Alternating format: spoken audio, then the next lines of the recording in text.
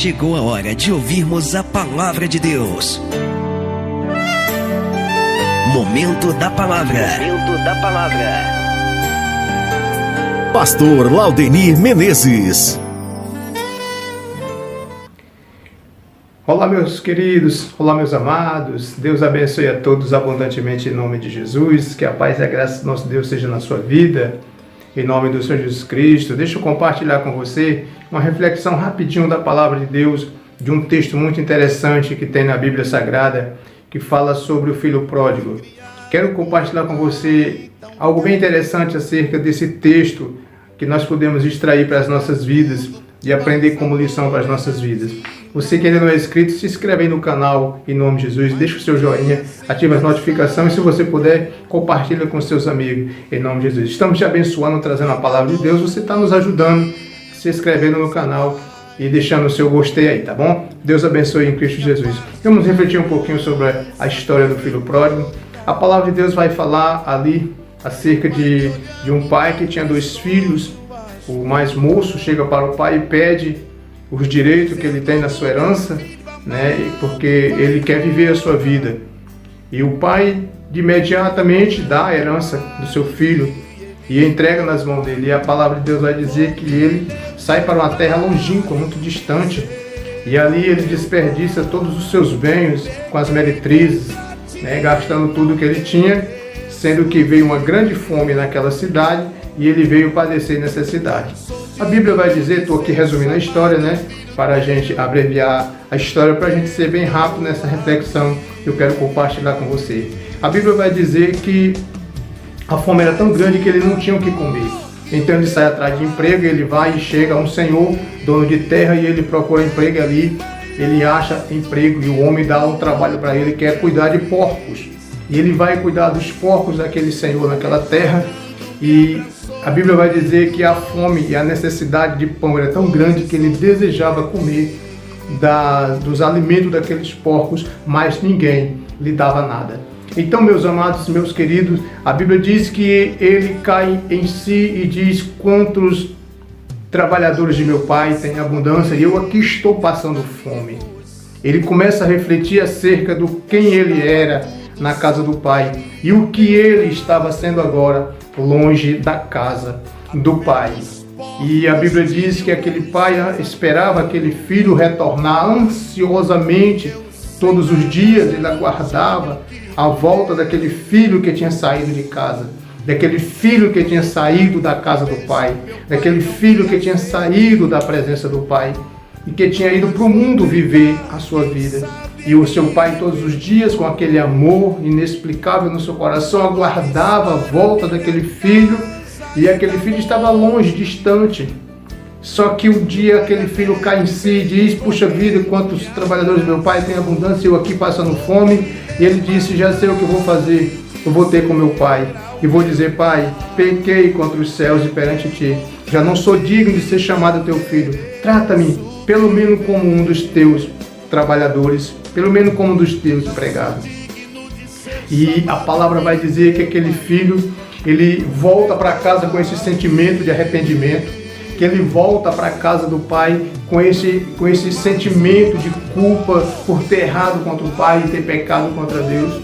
E ele volta para ser apenas um dos trabalhadores.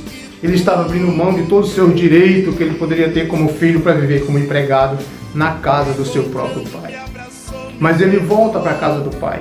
E quando ele retorna para a casa do pai, a Bíblia vai dizer que de longe o pai avista o seu filho voltando. Então ele corre, abraça, beija e cheira e diz: meu filho estava morto e reviveu. Estava perdido e foi achado. Estava morto e reviveu. Olha esta frase. Eu quero chamar a atenção para esses 2 aspectos na vida deste filho. Veja aos olhos do pai, quando um filho sai da casa do pai, quando um filho vai para o mundo, quando um filho abandona a casa do pai, abandona a presença do pai. Olha como que o pai vê, olha como que o pai enxerga. Olha esses 2 aspectos, olha essas 2 palavras que o pai libera, que o pai diz: este meu filho estava perdido. Primeira coisa que é considerável a alguém que sai da casa do pai, alguém que sai da presença do pai, é ter como perdido, é estar como perdido. E o pai olha e diz: esse meu filho estava perdido. Mas ele estava perdido por quê? Porque ele estava longe da casa do pai. Ele estava perdido por quê? Porque ele estava longe da presença do pai. Porque ele estava longe da proteção do pai. Porque ele tinha saído da casa do pai. Eu quero aqui chamar a sua atenção, mostrar para você e dizer que a casa do pai é a sua igreja, é a igreja. É ali onde você conheceu a palavra, é ali onde você teve comunhão através do louvor, da adoração, da oração, da ministração. É ali onde você conheceu uma vida cristã, uma vida com Deus. É ali onde você se sentia seguro, mas aí você deixou a igreja, você deixou a presença do Pai, você foi para o mundo, você assumiu o pecado, então você está como morto, como perdido, quero dizer. E aos olhos do Pai, quando uma pessoa sai da casa do Pai, quando uma pessoa sai da presença do Pai, quando uma pessoa vai para o mundo, quando eu digo mundo, é assumir uma vida deliberada no pecado, nas orgias, nas prostituições, em toda sorte de pecado. Quero dizer que aos olhos do Pai essa pessoa está como perdida.